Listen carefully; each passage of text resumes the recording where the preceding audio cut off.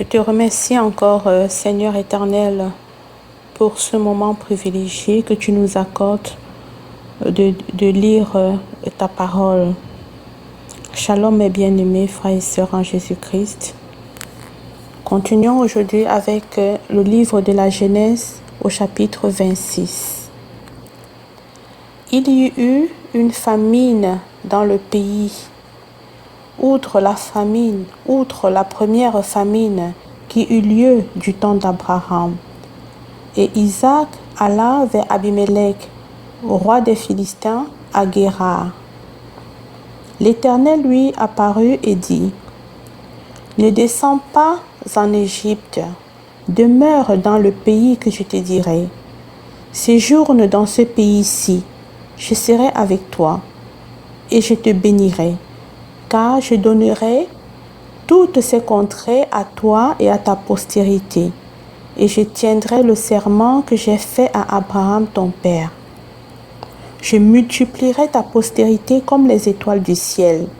Je donnerai à ta postérité toutes ces contrées, et toutes les nations de la terre seront bénies en ta postérité, parce qu'Abraham a obéi à ma voix, et qu'il a observé mes ordres, mes commandements, mes statuts et mes lois. » Et Isaac resta à Guérar.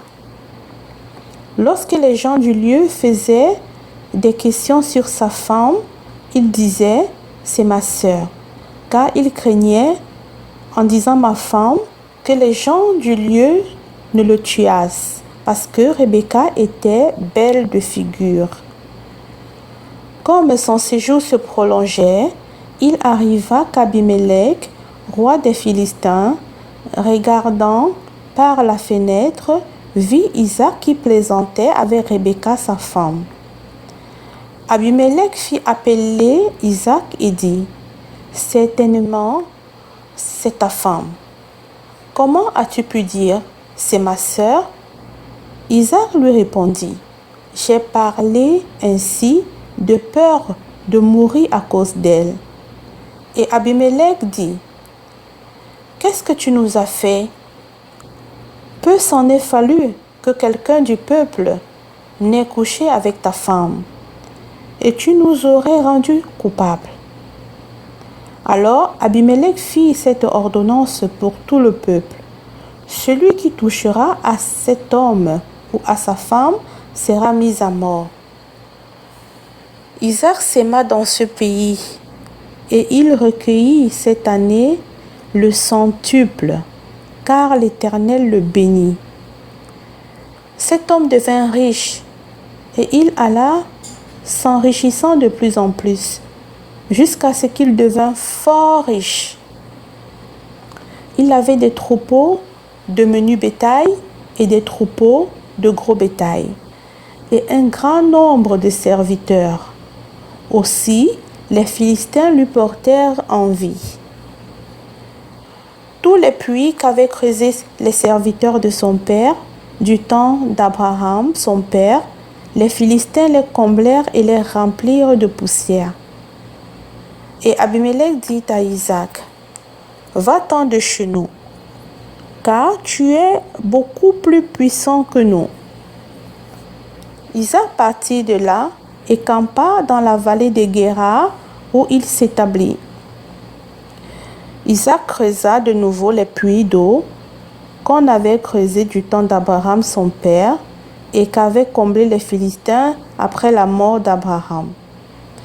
Et il leur donna les mêmes noms que son père leur avait donnés. Les serviteurs d'Isaac creusèrent encore dans la vallée et y trouvèrent un puits d'eau vive. Les bergers de Guérar querellèrent les bergers d'Isaac en disant, « L'eau est à nous. » Et il donna au puits le nom d'Ézek, parce qu'ils s'étaient disputés avec lui. Ses serviteurs creusèrent un autre puits, au sujet duquel on chercha aussi une querelle, et il l'appela Sitna. Il se transporta de là et creusa un autre puits. pour lequel on ne chercha pas querelle. Et il l'appela Rehoboth. Car, dit-il, l'Éternel nous a maintenant mis au large, et nous prospérerons dans le pays. Il remonta de là à Beer-Shéba. L'Éternel lui apparut dans la nuit et dit, « Je suis le Dieu d'Abraham ton père. Ne crains point, car je suis avec toi. Je te bénirai et je multiplierai ta postérité à cause d'Abraham mon serviteur. » Il bâtit là un autel, invoqua le nom de l'Éternel et y dressa sa tente. Et les serviteurs d'Isaac y creusèrent un puits. Abimelech vint de Guérar auprès de lui avec Ahuzat, son ami, et Picol, chef de son armée. Isaac leur dit, « Pourquoi venez-vous vers moi, puisque vous me haïssez et que vous m'avez renvoyé de chez vous ?» Ils répondirent, « Nous voyons que l'Éternel est avec toi. C'est pourquoi nous disons qu'il y ait un serment entre nous et toi, et que nous fassions alliance avec toi. Jure que tu ne nous feras aucun mal, de même que nous ne t'avons point maltraité, que nous t'avons fait seulement du bien, et que nous t'avons laissé partir en paix. Tu es maintenant béni de l'Éternel. » Isaac leur fit un festin, et ils mangèrent et burent. Ils se levèrent de bon matin, et se lièrent l'un à l'autre par un serment. Isaac les laissa partir, et ils le quittèrent en paix. Ce même jour, des serviteurs d'Isaac vinrent lui parler du puits qu'il creusait et lui dirent, « Nous avons trouvé de l'eau. » Et il l'appela Shiba. C'est pourquoi on a donné à la ville le nom de Beer-Shéba jusqu'à ce jour. Ésaü, âgé de 40 ans, prit pour femme Judith, fille de Béri, le Héthien, et Basmat, fille d'Élon, le Héthien. Elles furent un sujet d'amertume pour le cœur d'Isaac et de Rebecca. Louange à toi, Seigneur éternel. Merci encore pour ta parole.